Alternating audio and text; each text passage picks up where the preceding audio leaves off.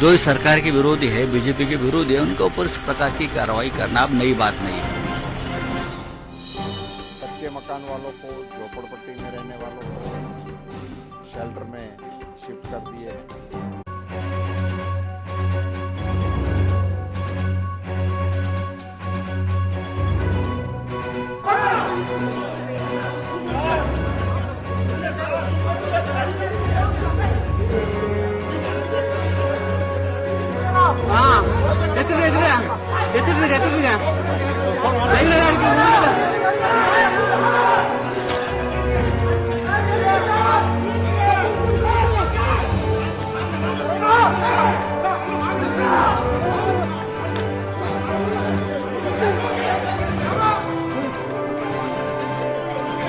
It is a complete drama by DMK, and this is Dravida model as told by Mr. Stalin. The Enforcement Directorate called Senthil Balaji for interrogation. It is the duty of a minister. He is a minister. He is not an ordinary person. He is a minister. He should cooperate with the Enforcement Directorate, the law enforcing authorities. You cannot take law into your hands, including the Chief Minister who are supporting him. We need to understand that Mr. Senthil Balaji is accused of taking money for jobs. A minister who has taken money for giving government jobs from ordinary citizens, and also there are a lot of accusations against him. Even we have not seen the situation when Kanimuri and A. Raja were arrested by CBI in 2G cases. That much of drama, screenplay, dialogues are happening today in Tamil Nadu. This is not good for Tamil Nadu or for DMK. I demand Mr. Stalin to dismiss Senthil Balaji from his ministry immediately. Otherwise, Mr. Stalin's government will be a laughing stock. So, Mr. Stalin should understand his responsibility as a chief minister and dismiss Senthil Balaji immediately and order him to cooperate with the Enforcement Directorate so that justice will remain. जिस प्रकार से तमिलनाडु में वहाँ के मंत्री के ऊपर ED की कार्रवाई चल रही, शिवसेना और संजय राउत किस तरह से देख रहे ईडी की कार्रवाई पे? देखिए, ईडी की कार्रवाई हम पर भी हो गई। जो इस सरकार के विरोधी है, बीजेपी के विरोधी है, उनके ऊपर इस प्रकार की कार्रवाई करना अब नई बात नहीं है। लेकिन जो आपके लोग हैं, उनके बारे में बार बार हमारे जैसे लोग विथ एविडेंस ईडी और सीबीआई के पास कागज भेज रहे हैं, उनके ऊपर कब कार्रवाई हो?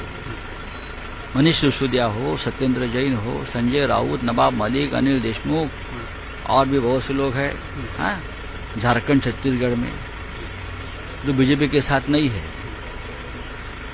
महाराष्ट्र के 3 मंत्री के खिलाफ मैंने ईडी के पास पूरे कागज भेजे हैं, मनी लॉन्ड्रिंग, करोड़ों करोड़ों रुपए में, जवाब तक नहीं देते। हाँ, यहाँ के एक मंत्री है दादा भूसे, यहाँ के एक बीजेपी के खास एमएलए है राहुल कुल, यहाँ के एक मंत्री है राधाकृष्ण विखे पाटिल। आप देखिए उनके क्या व्यवहार है, किस प्रकार से जनता को और किसानों को लूटकर पैसा मनी लॉन्ड्रिंग किया है, उनके ऊपर कोई रेड्स हो रही है। सर, क्या विरोधियों को दबाने का यही तो है, और क्या है? एजेंसी इनके हथियार बीजेपी, एजेंसी यही तो बीजेपी के कार्यकर्ता है, वही तो सब कुछ खेल कर रहे हैं ना।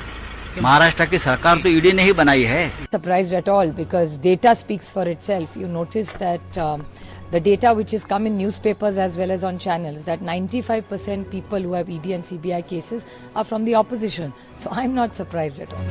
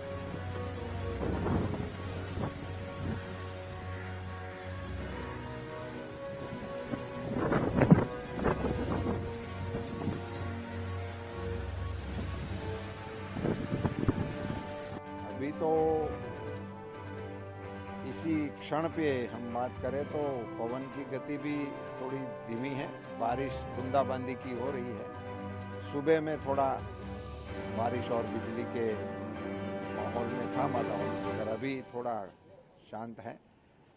अभी यहाँ स्थानीय तंत्र ने कच्चे मकान वालों को, झोपड़पट्टी में रहने वालों को शेल्टर में शिफ्ट कर दिए हैं।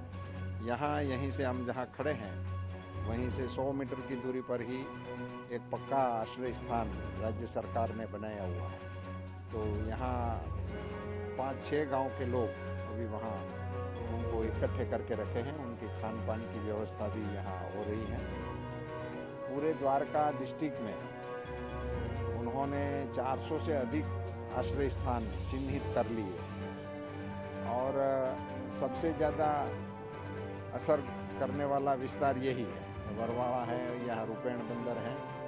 और यहाँ अभी मैं देख के आया, अभी भी कुछ लोग झुपड़ी में थे। अभी उस माता को मैंने समझाया तो उन्होंने बोला जब बहुत आ जाएगा तो हम चले जाएंगे। उसको कन्विंस करने का हम कोशिश किया कि ये उस समय फिर कुछ हो नहीं सकता। सो हम भी सभी यहाँ स्थानिक नागरिकों को अपील कर रहे हैं कि तंत्र के साथ सहकार करते हुए सलामत जगह पे 2 दिन अपना बसर कर ले। आपदा अपने आप चली जाएगी, बाद में फिर से आपका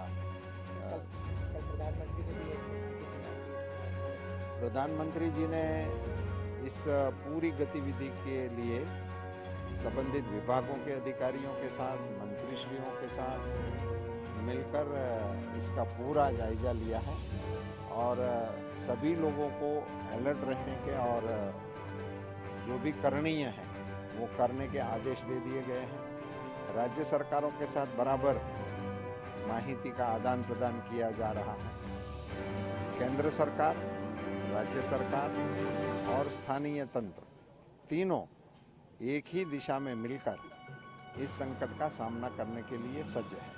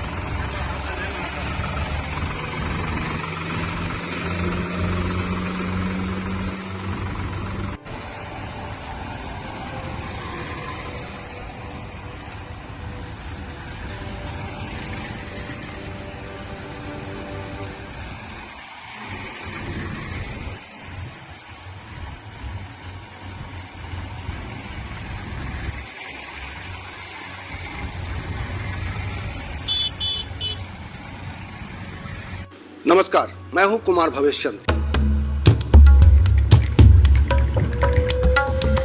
इस कार्यक्रम में हम सियासत के जटिल दांवपेच को समझने और समझाने की कोशिश करते हैं। यह बताने की कोशिश करते हैं कि आप भले ही सियासत से मुंह मोड़ लें, लेकिन इसके असर से आप एक क्षण भी दूर नहीं रह सकते। इसलिए बेहतर यही है कि आप भी सियासत के हर लफ्ज को समझें, हर चाल को जानें और हो सके तो आप भी सियासत करें, क्योंकि लोकतंत्र में केवल जनता की सियासत ही शांति और तरक्की को सुनिश्चित कर सकती है।